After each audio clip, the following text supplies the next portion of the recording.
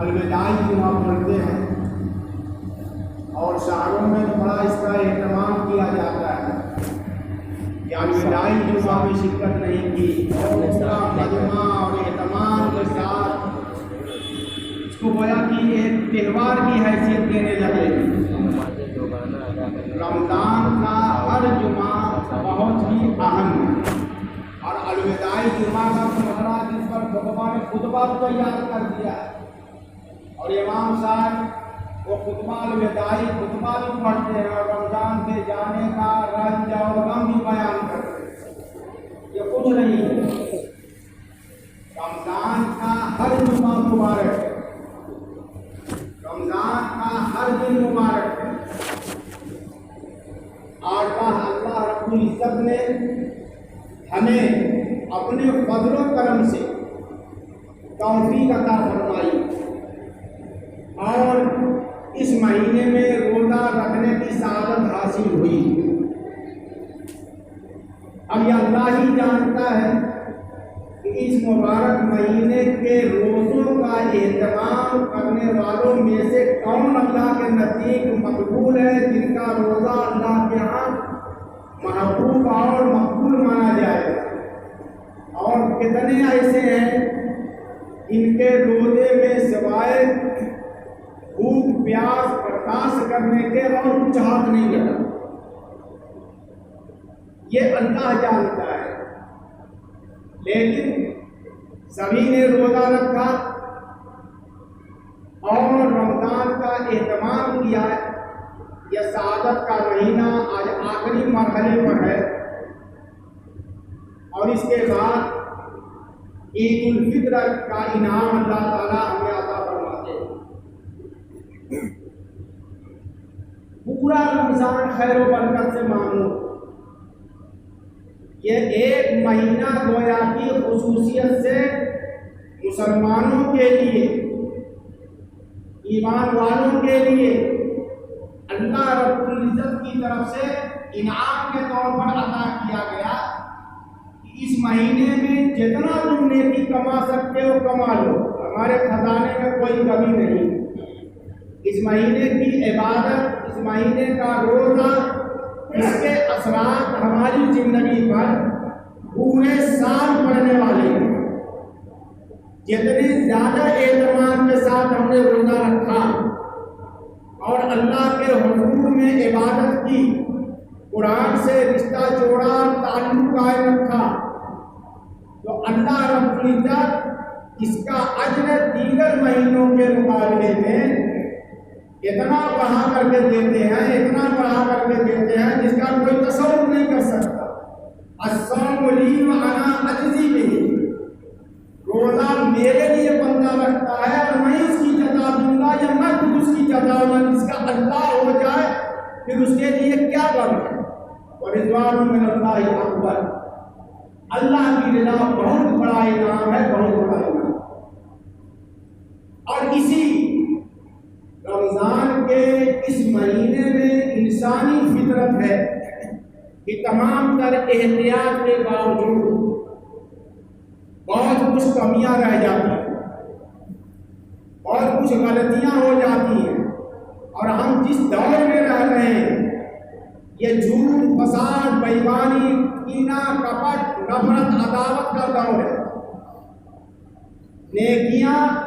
سمٹتی جا رہی ہیں، برائیاں پھیلتی جا رہی ہیں، اور اس میں روزہ رکھنا احتیاط کے ساتھ، قیمت سے بچنا، جھوٹ سے بچنا، گالی گلوچ سے بچنا، بےایمانی سے بچنا، قیمت سے بچنا، یہ بہت مشکل کام ہوتا ہے۔ اور اللہ کے رسول صلی اللہ علیہ وسلم نے بار بار فرمایا ہے، تاکید فرمایا کہ جس نے روزہ رکھ کر کے جھوٹ بولنا نہیں کر کے کیا، غیبت نہیں کر کے کی، اللہ کے اس کا روزہ مقبول ہونے والا نہیں۔ آپ نے یہ بھی فرمایا کہ روزے کی حالت میں گالی گلوچ سے بچو، اگر کوئی تم سے جھگڑا کرنے آتا ہے تو اسے کہا تو بھائی میں روزے سے ہوں، یعنی میں گالی گلوچ نہیں کروں گا، میں جھگڑا نہیں کروں گا۔ تو یہ ماحول کے اثرات، اس ایک مہینے میں آدمی اپنے کو جتنا احتیاط کے ساتھ بچا لے، پھر بھی اگر کچھ کمی رہتی ہے تو اللہ کے رسول صلی اللہ علیہ وسلم نے صدقہ فطر نکالنے کا حکم دیا ہے، جو حدیث میں نے ابھی پڑھی تھی۔ حضرت عبداللہ ابن عباس رضی اللہ تعالی عنہ فرماتے ہیں، فرض رسول اللہ صلی اللہ علیہ وسلم زکاۃ للفطر، زکاۃ الفطر طہرا للصیام، اللہ کے رسول صلی اللہ علیہ وسلم نے صدقہ فطر واجب قرار دیا ہے، اور یہ روزے کی زکات ہے۔ اس سے من اللغو والرفث، رمضان میں جو لغو باتیں ہم سے ہو جاتی ہیں، جو ہماری زبان سے بے شرمی کی باتیں ہو جاتی ہیں، جھگڑا گالی گلوچ جو سرزد ہو جاتا ہے انسان ہونے کے ناطے، اس سے یہ پاکی کا سبب، یعنی جو صدقہ فطر ہم نکالیں گے، ہمارے روزے میں جو کمی رہ گئی ہے، جان بوجھ کے جو ہم نے غلطی کی ہے اس کو گناہ کبیرہ، لیکن ماحول ایسا ہے، کوئی مسئلہ ایسا آ گیا کہ ہماری زبان قابو میں نہیں رہی، اور ہم گالی گلوچ پر آ گئے، غصے میں آ گئے، جھگڑے پر آ گئے، اور عام طور سے چاہتے ہیں کہ جھگڑا کرتے ہیں تو میں روزہ رکھوں۔ عجیب مسئلہ ہمارا، یعنی روزے کو ہم یہ سمجھتا ہے کہ بھوک کی وجہ سے آدمی جھگڑا کرے تو مجبور ہے، حالانکہ روزے کی خصوصیت یہ ہے کہ وہ دل میں تقویٰ پیدا کرتا ہے، اللہ کا خوف پیدا کرتا ہے۔ لیکن ہماری اصطلاح بھی دیکھیے، ہم کتنی غلط سوچ رکھنے والی قوم ہے۔ روزہ لگ گیا بڑا بڑا الٹ دیا ہم نے مانا، روزہ رکھنے والے کے روزہ اگر رکھ جائے تو یہی تو اللہ کے یہاں مطلوب ہے۔ اللہ یہی چاہتے ہیں کہ روزہ لگ جائے گا تو خاموش رہے گا، اس کو احساس ہو جائے گا کہ میں اللہ کے لیے روزہ رکھ رہا ہوں۔ لیکن ہم کہتے ہیں کہ فلاں صاحب کو روزہ لگ گئے، یہ کہیے کہ بھوک لگ گئی ہے، بھوک کا اثر ہو گیا ہے، دماغ پر گرمی چڑھ گئی ہے، یہ تو ہو سکتا ہے۔ لیکن روزہ کی طرح جو ہم لوگوں نے بنا لی، اس کا مطلب ہے کہ ہمارے یہاں روزہ کا مطلب ہے صرف اتنا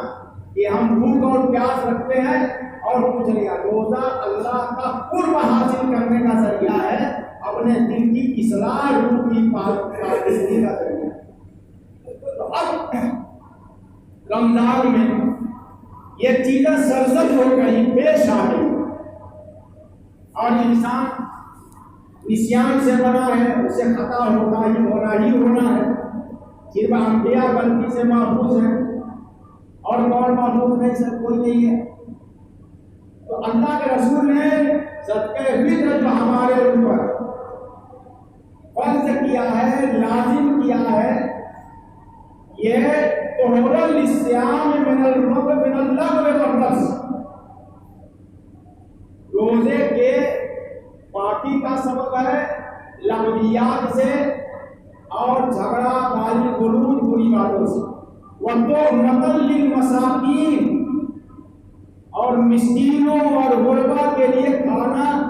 کا انتظام کر دینا ہے۔ یعنی اسلام اتنا لے کر کے چلتا ہے معاشرے کو، اپنے غریب بھائیوں کو لے کر کے چلتا ہے کہ دیکھو تمہاری عید نہیں ہوگی، تمہارا کوئی بھائی اپنی غربت اور افلاس اور محتاجی کی وجہ سے اس خوشی کے دن بھی بھوکا پیاسا رہا، تم پڑوس میں ہو کر کے، محلے میں ہو کر کے اس کے حالات کی تم نے جستجو نہیں کی، اور عیدگاہ میں جانے سے پہلے اس کے گھر کھانے پینے کا انتظام کر کے نہیں گئے، تو پھر تمہارا روزہ بھی خطرے میں پڑ جائے گا۔ یہ عید محبت کا تہوار ہے، وحدت کا تہوار ہے، مساکین اور غربا کی ہمدردی اور ان کے خیال رکھنے کا تہوار ہے، آپس میں بھائی چارہ کو بحال رکھنے اور ایک دوسرے سے خوشی خوشی ملنے اور چہرے پر باقاعدہ خوشی کے اثرات کا ہونے والا تہوار ہے۔ خوشی کے دن گال پھلانا، منہ بگاڑنا، پیشانی پہ بل ڈالنا اور سخت لہجے میں بات کرنا، یہ اس خوشی کو ختم کر دیتا ہے جس کے لیے عید الاضحیٰ اور عید الفطر کا تہوار اللہ تعالیٰ نے ہمیں عطا کیا ہے۔ تو ایسے موقع پر اسلام نے فراموش نہیں کیا۔ ہمارا عید کا تہوار اسلامی وحدت، اسلامی اتحاد، اسلامی اخوت، دینی بھائی چارگی، ایک دوسرے کا تعاون، اللہ کے لیے ایک دوسرے سے محبت، دل کی صفائی کے ساتھ ظاہر کی صفائی، کپڑوں کی نفاست، جسم کی نفاست، روح کی پاکیزگی، ایمان کی تازگی، عمل کی اچھائی اور صالحیت والا تہوار۔ اس دن ہم جو تہوار مناتے ہیں یہ اسلام کا اصلی تہوار، اصلی عید ہے۔ اسلام میں اللہ تعالیٰ نے ہمیں صرف 2 تہوار عطا کیے، باقی جتنے بھی تہوار کے نام پر، خوشی کے دن کے نام پر بناتے ہیں اور ہمارے بڑے ہوئے بنائے ہوئے ہیں کسی نہ کسی حکمت کے تحت اور کسی نے بنا لیے۔ اسلام نے صرف ہمیں 2 تہوار دیا ہے، اور یہ عید الفطر کا تہوار یہ شکرانہ ہے، عطیہ ہے، انعام ہے، نوازش ہے، عنایت ہے روزے داروں کے لیے کہ بندہ میرے لیے بھوک پیاس برداشت کرتا رہا، بندہ میرے لیے تمام برائیوں سے رکا رہا، مجھ کو خوش کرنے کے لیے نمازیں پڑھتا رہا، میرے کلام پاک کی تلاوت کرتا رہا، آج میں اس کو نوازوں گا اور میدان میں بلا کر کے عدل اعلان تمام لوگوں کے سامنے اس کے سر پر تاج مغفرت رکھوں گا۔ یہ عید کا تہوار روزے داروں کا تہوار ہے، عید کا تہوار عبادت گزاروں کا تہوار ہے، عید کا تہوار اللہ کی طرف سے انعام تقسیم کیے جانے کا تہوار ہے، اور وہ انعام جہنم سے نجات، مغفرت کا پروانہ، اللہ کی رضا کہ اے میرے بندو تم نے ایک بار مجھ کو خوش کرنے کے لیے اپنا کھانا بھی چھوڑا، اپنا پینا بھی چھوڑا، بیوی سے بھی الگ رہے، اور اسی کے ساتھ ساتھ میرے کلام پاک سے بھی جڑے رہے، اپنی زبان کو بھی تعلق میں رکھا، اپنی آنکھ کی بھی حفاظت کی، کان سے بھی برائی اور شکار کا قیمت نہیں سنی، اور زبان سے بھی نہ کسی کی قیمت کی، نہ کسی کو تکلیف پہنچایا، نہ کسی کو رنج پہنچایا، قدم بھی برائی کی طرف نہیں اٹھے، ہاتھ بھی برائی میں نہیں لگے، تم نے جسم کا پورا حصہ مجھ کو خوش کرنے کے لیے استعمال کیا۔ آج آؤ، آج میں وہ تمہیں انعام دوں گا جو دنیا کا کوئی بادشاہ نہیں دے سکتا، آج میں تمہاری مغفرت کا اعلان کروں گا، اپنے فرشتوں کے ذریعے تمہیں نوازوں گا اور پروانہ نجات دوں گا۔ یہ پروانہ نجات ہماری ابدی زندگی کو خوشگوار بنانے والا، آخرت کی زندگی کو خوشگوار بنانے والا، آخرت کی اصل زندگی ہے بھائیوں، اصل زندگی آخرت کی زندگی ہے۔ یہ تمام محنتیں، روزے، یہ نمازیں، یہ عبادتیں اسی زندگی کو سوارت کرنے کے لیے، خوشگوار بنانے کے لیے اللہ تعالیٰ نے ہمیں فرض کی ہے۔ یہ دنیا رہنے کی جگہ نہیں ہے، کب کون چلا جائے گا، ہر ایک کا ایک دن متعین ہے، ہر ایک کی ایک ٹائم ہے، اور اس ٹائم کے آتے ہی ایک سیکنڈ کا آگے پیچھے کا معاملہ ہوگا، جیسے ہی وقت آئے گا، جس حالت میں ہوگا، جہاں بھی ہوگا، اس کی موت ہوگا۔ اور یہ تمام حساب کتاب اللہ تعالیٰ قیامت کے دن ہم سے لیں گے۔ تو بخش کر کے اللہ تعالیٰ چاہتا ہے کہ میں اپنے ہر بندے کو جنت سے نوازوں۔ اللہ یہ چاہتا ہے کہ میرا بندہ کوئی بھی جہنم میں نہ جائے۔ اللہ وہ راہیں ہمیں دکھاتا ہے، وہ ہدایتیں ہمیں دیتا ہے۔ رسولوں کو اسی لیے بھیجا، کتاب اسی لیے نازل کی، روزہ اسی لیے فرض کیا، حج اسی لیے فرض کیا، عبادت اسی لیے فرض کی، صدقات کی ترغیب دی اور انفاق فی سبیل اللہ کرنے کا حکم دیا کہ اللہ کے راستے میں بندوں میں خرچ کرو، میں تمہیں نوازوں گا، دوں گا، عطا کروں گا، میرے خزانے میں کوئی کمی نہیں ہے۔ کُلًّا نُمِدُّ ہؤلاء وہؤلاء من عطاء ربک وما کان عطاء ربک محظورا۔ اس لیے اس تہوار کو منانے سے پہلے ہم جب گھروں سے جائیں تو صدقہ فطر جن پر واجب ہے، اور صدقہ فطر انہی پر واجب ہے جو صاحب نصاب۔ اگر عید کے چاند سے پہلے کوئی صاحب نصاب ہو گیا، یعنی زکوٰۃ دینے بھر اس کی رقم اس کے پاس کہیں سے آئی، تو اس کے اوپر بھی صدقہ فطر اپنی طرف سے، اپنی اولاد کی طرف سے، پورے گھرانے کی طرف سے ادا کرنا، اس کے گاؤں اور محلے اور شہر کے اعتبار سے جو طے کیا گیا ہے اتنا دینا یہ ضروری ہے۔ ہمارے خیر آباد میں مدرسے کی طرف سے اعلان کیا گیا، اس کا پرچہ آیا ہے، امام صاحب اس کا اعلان کریں گے، لیکن صدقہ فطر کوشش یہ ہونی چاہیے کہ عیدگاہ میں جانے سے پہلے نکال دیا جائے۔ پہلے گنے کی شکل میں نکلتا تھا، لیکن اب روپے کی شکل میں نکالنا بہتر ہے، کارآمد ہے، مفید غربا ہے۔ آج ہی سے دینا شروع کر دیجیے، کوئی ضروری نہیں ہے کہ عید کے دن صبح سویرے بیچارے رسید لے کر کے ہمارے محلے میں اور ہر محلے میں مدرسے کے لوگ ان کی طرف سے متعین کردہ افراد صدقہ فطر وصول کرتے ہیں، یا ہمارے مقدم ریاض الحق صاحب ہیں اور ان کے ساتھ کچھ اور لوگ بھی رہتے ہیں، تو آپ ان تک پہنچا دیجیے۔ مولانا راشد صاحب ہیں، ان کے یہاں پہنچا دیجیے، آج راضی سے پہنچا دیجیے، فرصت پا لیجیے، تاکہ ان کو بھی سہولت اور آپ کی بھی سہولت ہو۔ صدقہ فطر کی رقم اپنے غریب رشتے داروں کو دینے کی کوشش کیجیے۔ آپ کی بہنیں ہوں گی، آپ کے بھائی ہوں گے، آپ کے ماموں ہوں گے، پڑوس کا کوئی ہوگا، معلوم کر لیجیے کہ کون ہمارے محلے میں ہمارے آس پاس قرابت دارے رشتے داری رکھنے والوں میں سے ضرورت مند ہے، چپکے سے پہنچا دیجیے۔ کہنے کی بھی ضرورت نہیں ہے کہ صدقہ ہے، آپ کہہ دیجیے کہ ہدیہ ہے، آپ کہہ دیجیے تہواری ہے، بابو کھاتی بچیوں کا کہ اس کی عزت بھی رہ جائے۔ یہ کہ صدقہ کر کے صدقہ فطرہ کی رقم کہہ کر کے زکوٰۃ کی رقم کہہ کے دینا ضروری نہیں ہے، آپ کی نیت ہونی چاہیے۔ اور آدمی کو عزت کا بھی مسئلہ ہوتا ہے، اگر کہیں گے کہ زکوٰۃ کی رقم دے رہا ہوں تو اس کی غیرت گوارا نہیں کرے، اور آپ جانتے ہیں کہ وہ ضرورت مند ہے، آپ کہتے ہیں بھائی رکھ لو، میں تمہاری مدد کر رہا ہوں، تمہارے کام آ گیا، دعا کرنا ہوں۔ اس طریقے سے عزت بچا کر کے اور عزت کر کے دیا جائے۔ اور باقی اپنے مدرسوں کا خیال کیجیے، اولیت حاصل ہے اپنے رشتے داروں کو، خاندان کے لوگوں کو۔ ہمیشہ اسلام نے ترغیب دی ہے پہلے خرچ کرو اپنے گھر کے لوگوں پر، جب اس سے بچ جائے۔ یہاں تک کہ فقہا نے کہا کہ اگر کسی محلے یا کسی گاؤں کے لوگ ضرورت مند ہیں اور دوسری جگہ زکوٰۃ بھیج رہا ہے تو یہ اس کے لیے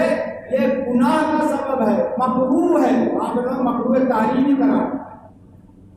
اور اپنا رشتے دار اگر ضرورت مند ہے اور آپ جانتے ہیں تو اور دوسرے کو زکوٰۃ دے دیا، صدقہ فطر دے دیا، تو اللہ تعالیٰ آپ کو چھوڑیں گے نہیں۔ اتنا زیادہ خیال ہے قرابت داروں کا۔ اور ہم لوگ ظاہر دیکھتے ہیں تو کہے نہیں تھے، آئے نہیں تھے، بتائے نہیں تھے۔